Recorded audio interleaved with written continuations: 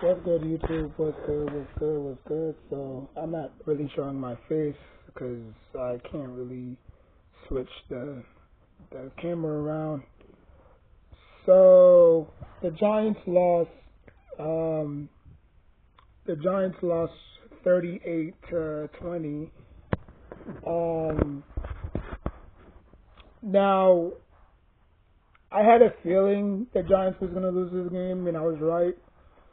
I know Giants fans gonna, and this is why Giants fans are just so completely stupid sometimes.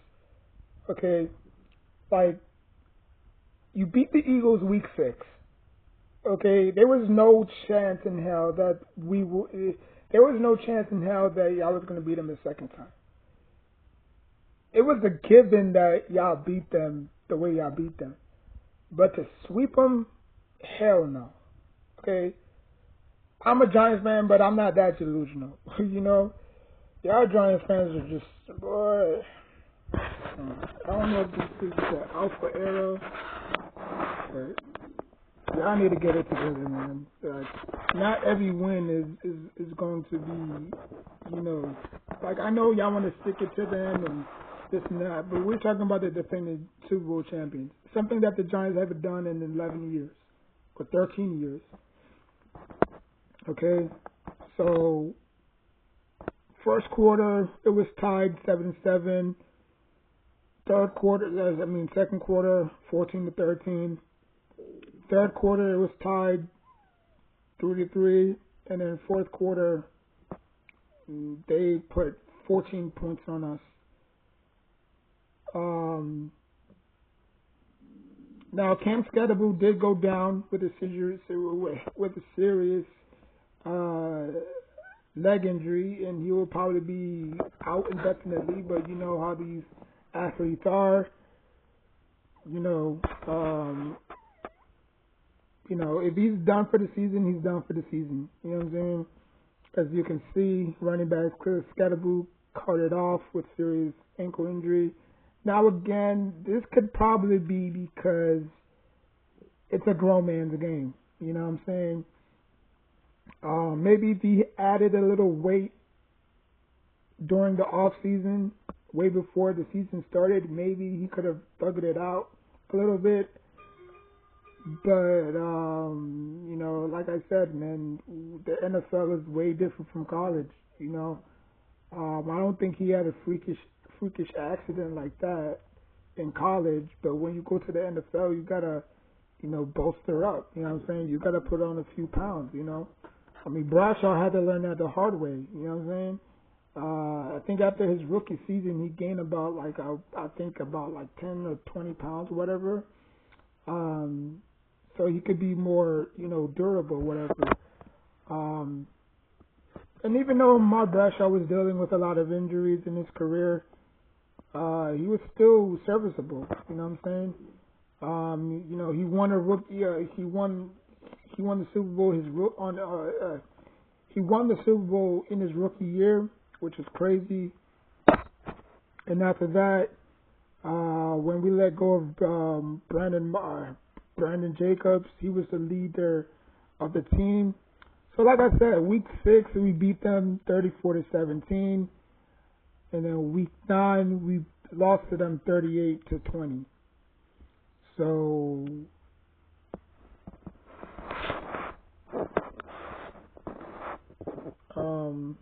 we beat them 38-20. We lost to them 38-20. So we got 9 games left, ladies and gentlemen. 9 games left. It seems like the NFL just comes and goes. Sooner or later, man. So we don't face the Patriots until December 1st, and that's going to be on a Monday. No, that's going to be on ESPN. Damn, I wish that crap was on ABC. But anyways, Eli is going to be calling that game with Peyton Manning, so that should be fun. And then next up, we got the 49ers at home. And then we're taking on the Bears on the road.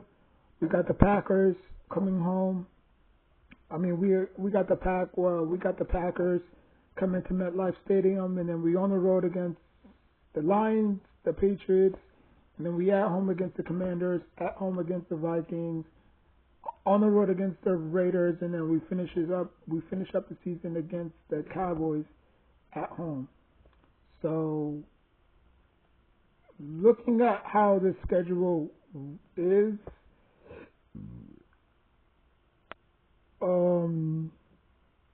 yeah, we probably might be looking at a very, very low pick, or high pick, I should say.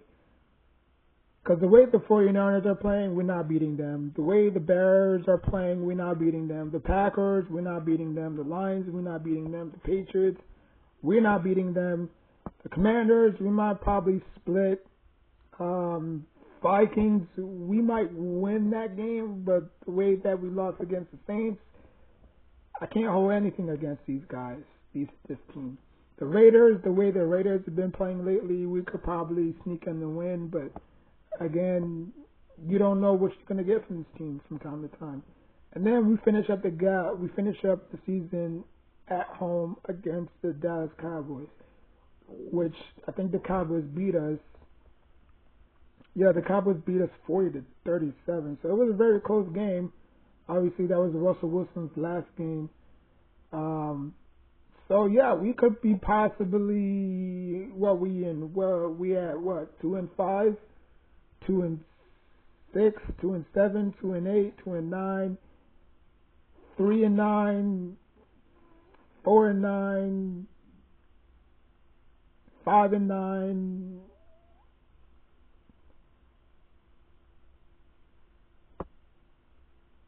We could go 5-11, or yeah. But anyways,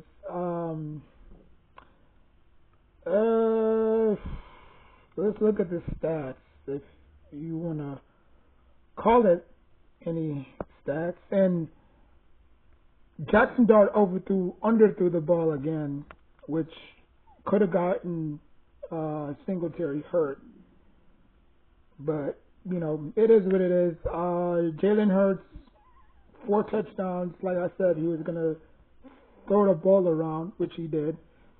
Saquon Barkley, like I said, I knew he was going to. They have the throwback jerseys on. And that's a receiver that we should have drafted, Devontae Smith. But I forgot who we chose before or over him. Damn, he mossed that dude.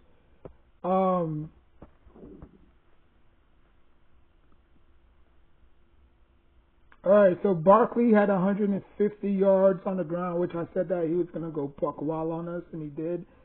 Devontae Smith had 6 receptions for 84 yards. I don't think that was Devontae Smith who caught that touchdown, because it would have said touchdown by his name. And then obviously for the Giants, Jackson Dart had 103 yards. Tracy finished with 39. Robinson 48. And that's basically it. Total yards 427. Neither team had 0 turnovers. First down, Eagles had 23. Penalties, the Giants had 7 to Eagles 5. Which, again, when you're playing at home is different. They're going to call a lot of penalties on the away team. That's just how it is. Third down, the Eagles were 2-8. Not good. While the Giants were 5-12. So they were moving the chains. They were just not getting a lot of production out of it. Both teams were 2-1, or the Eagles were 2-2. The Giants were 1-1. Red zone 3-3, 2-3, and then time of possession top. The Eagles had 39 minutes and 15 seconds, while the Giants had 26 and 45 seconds. Yeah. So like I said, man, Jackson Dart, it's a learning curve for him at the end of the day. It's going to be a very hard pill for y'all to swallow. because y'all want this rookie quarterback to succeed so much, but when you when you're when you have a rookie quarterback, it's different versus if you had a veteran like a Russell Wilson. Um, because obviously Russell Wilson has seen it all. He there's really nothing Russell Wilson didn't see that he already saw. You know what I'm saying? That's why I said that the Giants should have just rolled with Russell Wilson and like let's say the last two games, like Raiders and Cowboys, that's where you saw Jackson Dart. That was just my opinion on the Giants season going this far. But because they lost two straight, they couldn't lose a third one, so they had to bench Russell Wilson to put Jackson Dart in.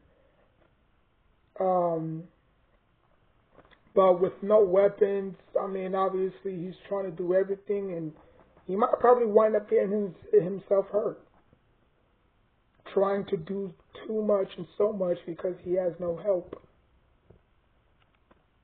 Now, if you look at Eli's situation, Eli Manning, obviously, they catered to him. They gave him a good running game, good passing game, good defense. So Eli Manning really didn't have to worry about much. The only thing is he wasn't good, you know. He threw a lot of interceptions, more than touchdowns. I think he had like 23 on the season to like 14 touchdowns, but he gotten better. As the years went on, he's gotten better and better and better. So, again, there's a lot for Jackson Dart to learn.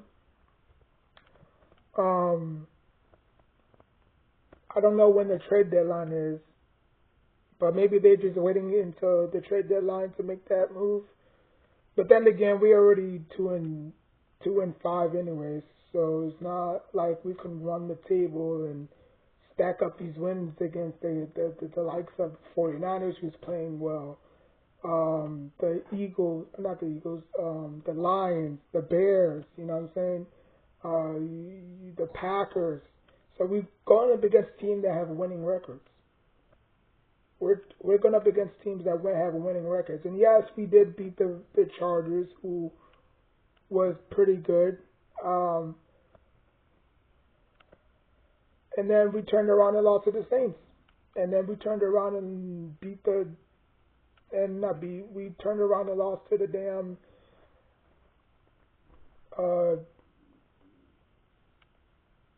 Broncos in a wild comeback. Because obviously clock management, they don't know how to manage clock management. So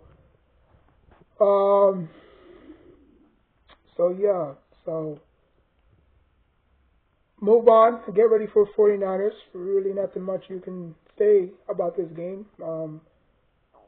Nobody's getting fired because that's just not how Giants do their business. And for the longest, y'all should already know how the Giants roll. They don't fire nobody mid-season until the season is over. You know, like they'll give them their flowers at the end of the road. You know what I'm saying? When the season is over, they'll decide whether they're to keep them or to fire them. They're not gonna be like these other franchises where they're just quick to, fire a person. You know what I'm saying? Because that's just not how they run their business. You know what I'm saying? But Shane Bowen is not going to be here next year. I know that for a fact. As much as I want Brian Daboll to get fired, he's attached to Daniel. I mean, not Daniel. He is attached to Darts, which means that his rookie year they give him a pass. But moving on to next year, they have to improve significantly, or he's getting fired. If they start 0-3, 0-2, he's getting fired at the end of the season. Like I said before, the Giants will give the coaching staff. I need to kill this fly. The Giants will give the coaching staff their flowers. So they're not gonna fire him mid-season. I know a lot of Giants fans want such and such fired, which I understand.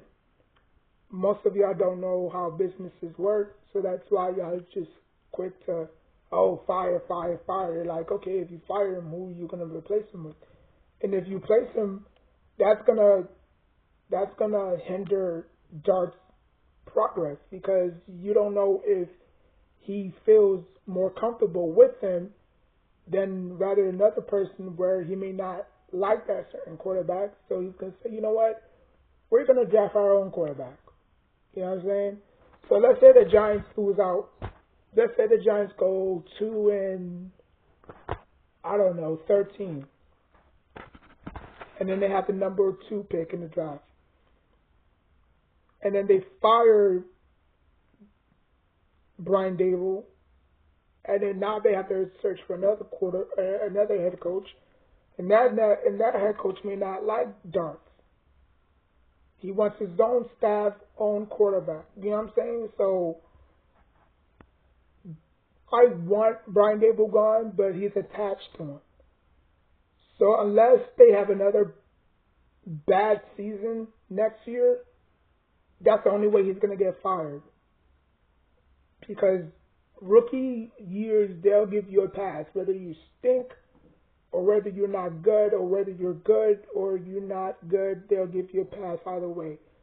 So Brian Dable has a free pass this year because this is Dart's rookie year. Now next year, it's the final test for him. It's either he gets it right or we need to move on and look for another head coach that can get the job done.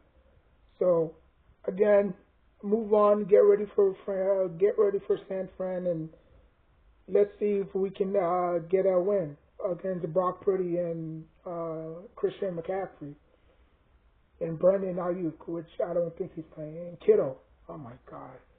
At least they don't got Debo.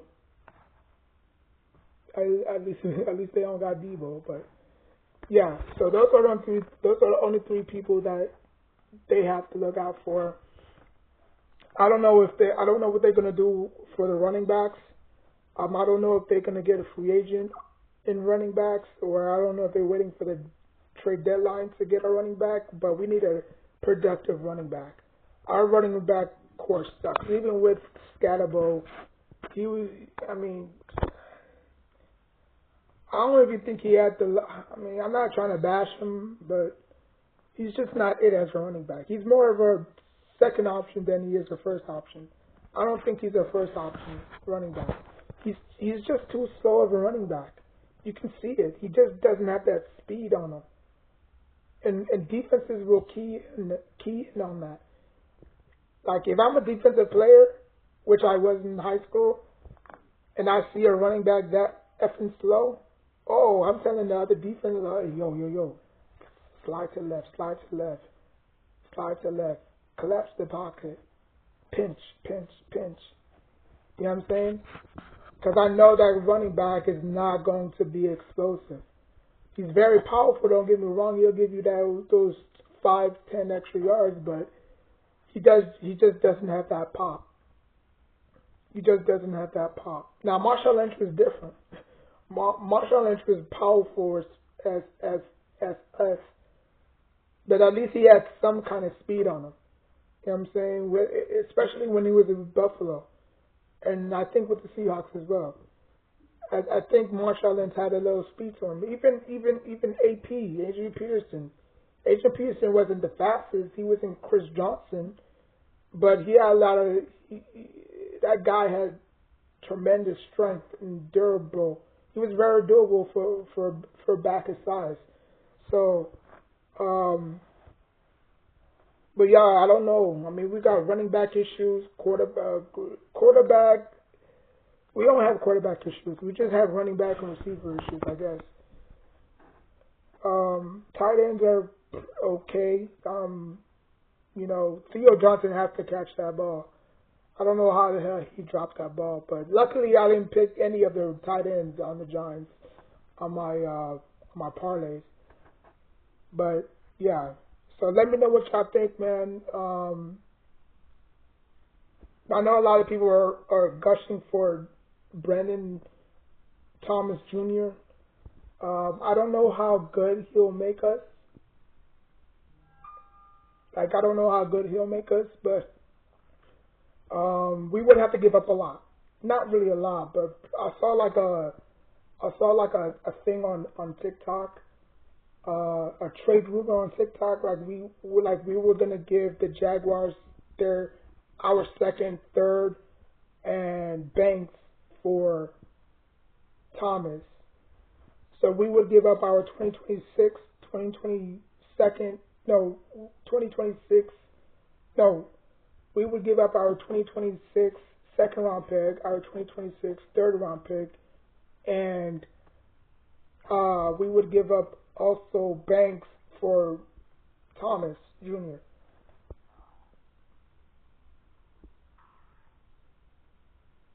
And then obviously we would catch him up to speed on how we utilize, our offense and this and that. But again, that's a long way from now.